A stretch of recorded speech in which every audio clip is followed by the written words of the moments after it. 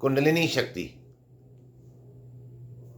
जो अगर किसी की जागृत हो जाए, शास्त्र कहते हैं कि उसको फिर साधना करने की आवश्यकता नहीं, साधना स्वाभाविक होनी शुरू हो जाती है।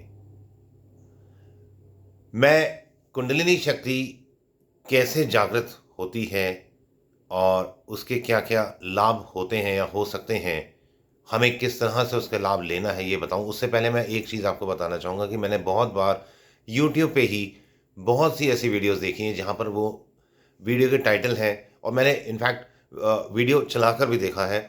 वो कहते हैं कि अगर कुंडलिनी शक्ति जागृत हो जाएगी किसी की तो बहुत बड़े खतरे हैं, ऐसा कुछ नहीं है। कुंडलिनी शक्ति अगर जागृत होगी तो कभी खतरा हो ही नहीं सकता। क्योंकि क्योंकि उसका सबसे बड़ा कारण ये है कि एकदम से तो कुंडलिनी शक्ति किसी की जागृत हो ही नहीं सकती। एकदम से तो सिर्फ़ एक ही तरीका है जागृत होने का कि कोई महापुरुष, कोई पूर्ण ब्रह्मवेता संत की कृपा दृष्टि पड़े, वह शक्तिपात करें। शक्तिपात भी जो ब्रह्मज्ञानी संत हैं वो कई तरह से करते हैं, आँखों के द्वारा करते हैं या अपने हृदय से वाइब्रेशंस भेजते हैं या हाथ स्पर्श लगाएँ, स्पर्श करके या कुछ प्रसाद दिया और उस प्रसाद में अपनी कृपा बरसाई। तो इस प्रकार से देते हैं और उस केस में अगर अचानक जागृत भी होती है, तो उस संत, उस ब्रह्मवेता संत, उस महापुरुष की कृपा से सिर्फ़ लाभ, लाभ और लाभ ही होता है। और कोई व्यक्ति अगर अपना पुरुषार्थ करे और वो सोचे कि मेरी कुंडलिनी शक्ति जागृत हो जाए, तो उसमें कई-कई साल लग जाते हैं। और कई साल जब वो लगाएगा, कोई भी व्यक्ति, तो उसके लिए वो कई साल का अभ्यास भी चल रहा है। तो उसका मन, मस्तिष्क, उसका शरीर, हर चीज़ धीरे-धीरे तैयार भी हो रहा है। तो in any case, in every case kundalini शक्ति जागृत अगर होती है किसी की, तो एक चीज़ आप पक्का कर लें, नुकसान होगा ही नहीं। कोई अगर कहता है कि उसकी कुंडलिनी शक्ति जागृत हुई है और उसको नुकसान हो रहे हैं, तो ऐसे व्यक्ति को किसी अच्छे डॉक्टर की ज़रूरत है। अब हम बात करते हैं, ये हमारा पहला कांसेप्ट क्लियर हो गया ना, अब हम इस बारे में बात नहीं करेंगे। अब हम बात करेंगे कि कुंडलिनी अच्छा मेरे को कमेंट्स में भी इस तरह से ना पूछना, मैंने आपका आंसर दे दिया कि बहुत बार बहुत से लोग इस तरह के प्रश्न करते हैं, मैंने सोचा कि मैं पहले ही बता दूँ।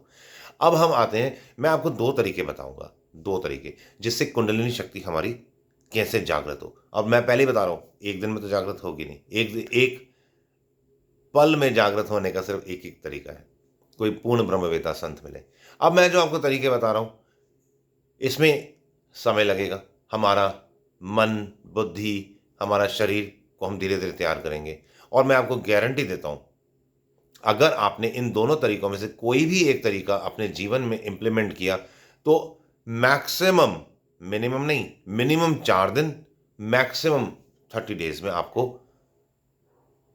अच्छा लाभ होना शुरू हो जाएगा। अब हमारी आगे कितनी तत्परता है, हम कितने अ, दृढ़ निश्चयी हैं, उस पे मैटर करेगा। अगर अच्छा दृढ़ निश्चय है, तो 30 डेज़ में बहुत-बहुत लाभ होता है।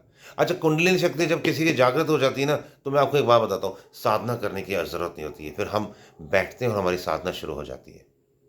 और अनुभव ऐसे-ऐसे होते हैं कि व्यक्ति सोच भी नहीं सकता। अपने आप हँसी आएगी, अपने आप अंदर से रुदन आएगा। व्यक्ति खुद ही आसन करना शुरू कर देता है। कई बारी वो परवाह नहीं करता और नाचना शुरू कर देता है। वो उसके अंदर से मतलब कि अंदर से एनर्जी ज़ोर मारती है और व्यक्ति अपने आप हँसने लग जाता है, अपने आप रोने लग जाता है। उसके अंदर से अपने आप कविताएँ स्फुरित होती हैं। वो बड़े-बड़े धीरे-धीरे लेख लिखना शुरू कर देता है और लेख लिखने के बाद वो धीरे-धीरे चाहे तो ग्रंथ लिख लिखना शुरू कर सकता है। बहुत-बहुत लाभ है। ये तो मैंने ऐसे 2, 4, 5 छोटे-छोटे से लाभ बताए हैं। इसके अगर हम लाभों की ही बात करें तो कई घंटे हम वीडियोज़ ही बनाते रह जाएँगे। हम सीधा अब आते हैं पहले तरीके पे। पहला तरीका है, अच्छा ये इसको चैनलाइज़ कैसे करना है एनर्जी को, मैं वो भी तरीकों के साथ बताता हूँ आपको। क्योंकि पहले तरीके में चैनलाइज़ करने की आवश्यकता बहुत ज़्यादा पड़ती है, दूसरे तरीके में बहुत आसान तरीका है वो। मैं चाहूँगा कि आप दूसरा तरीका ही पकड़ें। वैसे मैंने दोनों तरीकों का लाभ लिया हुआ है। आप भी दोनों तरीकों का ही लाभ लेना, क्योंकि हमारे को हमेशा हर चीज़ का लाभ लेना चाहिए। पहला तरीका क्या है? जो हमारे 7 चक्र हैं, मूलाधार, स्वादिष्टान, मणिपुर, अनाहत और फिर विशुद्धाज्ञा, आज्ञा, सहस्त्रपाद। तो हमारा तीसरा चक्र है मणिपुर चक्र। मणिपुर चक्र का जो बीज मंत्र होता है वो होता है र म रम। अब जो रम है ना, रम का जो र है उसमें सूर्य तत्व है और रम के म में चंद्र तत्व है। रम रम जब हम बोलते हैं तो हमारा जो दोनों तत्व एक्टिवेट होते हैं। दोनों तत्व एक्टिवेट होने का क्या मतलब होता है कि जो हमारी 3 मुख्य नाड़ी हैं, वैसे तो 72 लाख 72 हज़ार ऐसे बहुत सारी नाड़ियाँ हैं, पर कुल मिला के जो 3 नाड़ियाँ हम सबको पता है, ईड़ा, पिंगला और सुषुम्ना अथवा सूर्य नाड़ी, चंद्र नाड़ी और सुषुम्ना नाड़ी। तो जब हमारा र से सूर्य तत्व और म से चंद्र तत्व जब विकसित होगा तो हमारी ईड़ा नाड़ी और पिंगला नाड़ी, सूर्य नाड़ी और चंद्र नाड़ी दोनों एक्टिवेट होंगी। जब ये दोनों नाड़ी एक्टिवेट होती हैं, हमारे रीढ़ की हड्डी जैसे ना उसके एकदम ऐसे साथ-साथ से वो चिपक के निकलती हैं और जो सुषुम्ना है वो जो रीढ़ की हड्डी के जो वर्टिब्रास के बीच में जो होल होता है वहाँ से निकलती है। बेसिकली ये नाड़ियाँ ऐसे विज़िबल नहीं है, ये मेरिडियंस होते हैं। तो जो मेरिडियंस होते हैं वो विज़िबल नहीं होते हैं। हम कभी इस टॉपिक पर भी एक वीडियो बनाएँगे कि मेरिडियंस क्या होते हैं, ये और हमारे बॉडी में हाउ इट वर्क्स। तो अभी हम बात कर रहे हैं जो सूर्य नाड़ी, चंद्र नाड़ी और सुषुम्ना नाड़ी।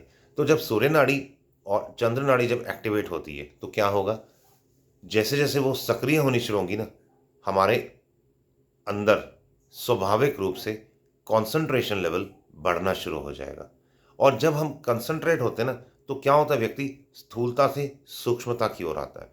तो जब हम धीरे धीरे सूक्ष्मता की ओर बढ़ रहे होंगे तो हम कंसंट्रेट हो रहे हैं, जो सूर्य नाड़ी और चंद्र नाड़ी दोनों की ओर से जब हम कंसंट्रेट हो रहे हैं तो हमारी कुछ समय बाद स्थिति स्वाभाविक सुषुम्ना में होनी शुरू हो जाएगी। और जब प्राण सुषुम्ना में चलने शुरू हो जाते हैं तो कुंडलिनी शक्ति की जागृत होने की संभावनाएं बहुत बहुत बहुत ज़्यादा बढ़ जाती हैं। अब जो मंत्र है रम रम, इसको कैसे प्रयोग करना है? रम जो है, मैंने जैसे बताया कि मणिपुर चक्र का बीज मंत्र है। तो रम के र को जब हम बोलेंगे तो नाभि पे हमने उसका गुंजन फील करना है और फिर रम जब करेंगे ना तो वो धीरे धीरे हमारे को रम को ऊपर उठा के जो म है उसको आज्ञा चक्र पर उसके गुंजन को हमने फील करना है। जैसे लंबा सांस किया, रीढ़ की हड्डी सीधी, गर्दन सीधी। ये करना कब है वो भी मैं बताऊंगा और कौन सा स्थान सबसे अच्छा होता है मैं वो भी बताता हूँ आपको। पहले मैं आपको तरीका बता देता हूँ। रम,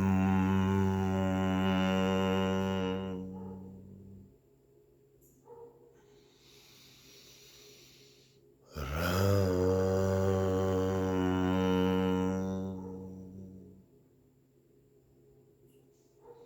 15 मिनट से ज़्यादा ये काम कभी भी साधना नहीं करना। ये बहुत बहुत इफेक्टिव साधना है। 15 मिनट मैक्सिमम टाइम पीरियड में बता रहा हूँ, इससे ऊपर कोशिश करना न जाना। हाँ, एक चीज़ कर सकते हैं, जैसे मैंने किया रम तो उसके बाद हम शांत ज़्यादा देर तक होते चले जाएँ, फिर रम किया शांत ज़्यादा, इस तरह से चाहे तो आधा घंटा 40 मिनट कर सकते हैं। पर अगर कॉन्टिन्यूअसली कर रहे हैं तो 15 मिनट से ज़्यादा रम का इस प्रकार से उच्चारण नहीं करना। बहुत बहुत ज़्यादा ये ऊर्जा क्रिएट होनी शुरू हो जाती है शरीर में।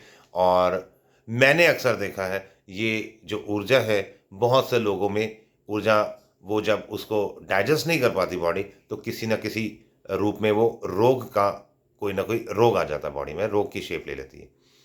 अब कब करना है? सूर्य उदय के समय। जिस समय सूर्य उठ रहा होता है ना, ऊपर की ओर उदय होता है, जब उठ रहा होता है, उस समय हमारे को किसी एक ऐसे स्थान पर बैठना है जहाँ पर हमारे को सूर्य प्रॉपरली विजिबल हो। अपने टेरेस पे जाके बैठ जाएँ या कहीं किसी नदी किनारे जाके बैठ जाएँ, जहाँ पर हमारे को सूर्य अच्छे से नज़र आ रहा हो, धीरे-धीरे ऊपर उठता हुआ। जैसे-जैसे सूर्य ऊपर उठता जा रहा है, हमारी साधना में भी हम रम को र को ऊपर ले रहे हैं, म को र से ऊपर आ रहा है, म हमारे आज्ञा चक्र तक। मैक्सिमम 21 डेज़ में बहुत-बहुत लाभ होना शुरू हो जाएगा।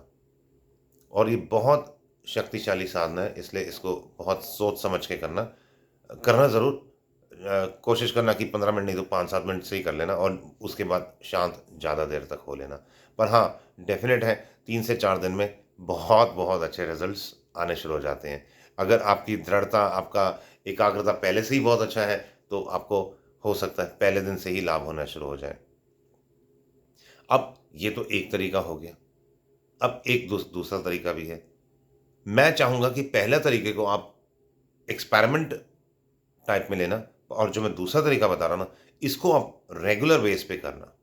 रात को सोने से पहले और सुबह उठते ही 15 मिनट, रात को सोने से पहले और 15 मिनट सुबह उठते ही, आपको फिर से वही मैं कहूँगा 3 से 4 दिन में लाभ होना शुरू नज़र आना शुरू हो जाएगा, और 30 टू 45 डेज़ में आपका जो हृदय कमल है वो खिलना शुरू हो जाएगा।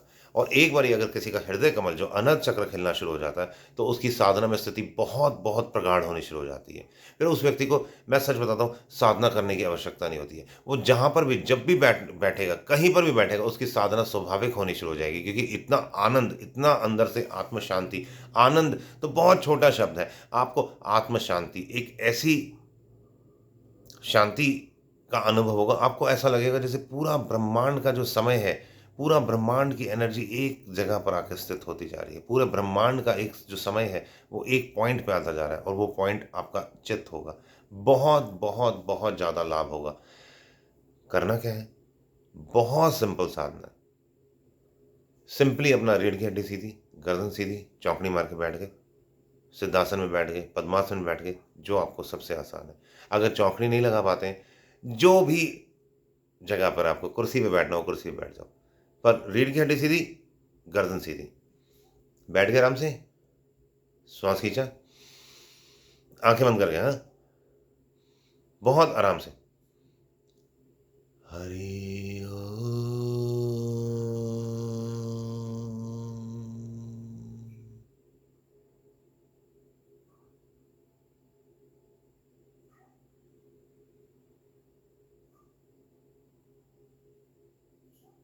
हरि ओम।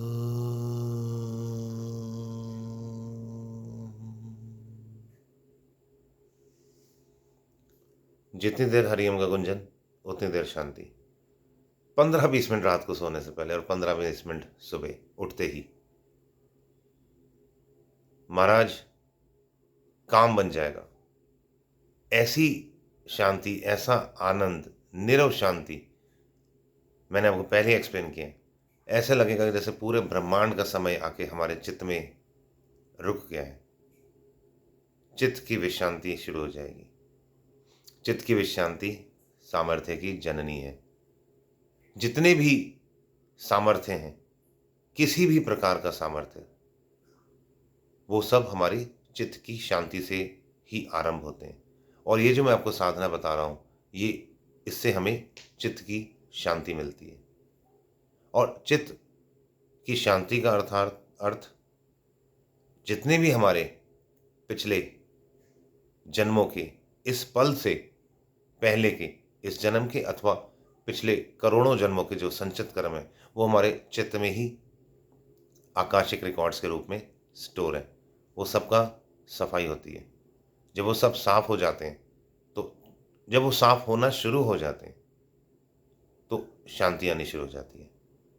और जब हम उस शांति में स्थित होना शुरू हो जाते हैं, तो अपने आप सारा का, जैसे एक बहुत, आप सोचो कि एक भूसा होता है ना, सूखी घास, वो करोड़ों टन की संख्या में कहीं है, करोड़ों टन की संख्या में।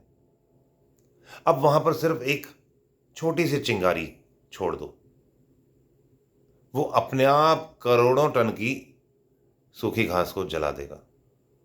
उसी प्रकार ये जो मैं साधना बता रहा हूं आपको, चाहे पहले रम वाली अथवा ये जो अभी जो सेकंड बताइए, ये वो जो हमारे करोड़ों करोड़ों जन्मों के जो संचित कर्म है, उन सबको ये स्वाहा कर देगा। सिर्फ हमारे को 30 टू 45 डेज की मेहनत है। अगर दृढ़ निश्चयी हैं आप, अगर डेस्परेट हैं आप, और अगर आपने ये साधना की, 45 डेज के बाद आपको साधना करने की आवश्यकता नहीं पड़ेगी। पूरे जन्म भर आपकी चलते फिरते साधना शुरू हो जाएगी। चित्त में इतनी शांति आ जाएगी, इतना अंदर से नीरव शांति, इतना आनंद, इतना परम आनंद, मेरे पास शब्द नहीं है। आप उसको अब अनुभव करें। मैंने आपको 2 तरीके बताए हैं, इसका लाभ लीजिए और अपने जन्म को ज़्यादा से ज़्यादा सफल करें। और हो सके तो लोगों के काम आए। जय श्री राम।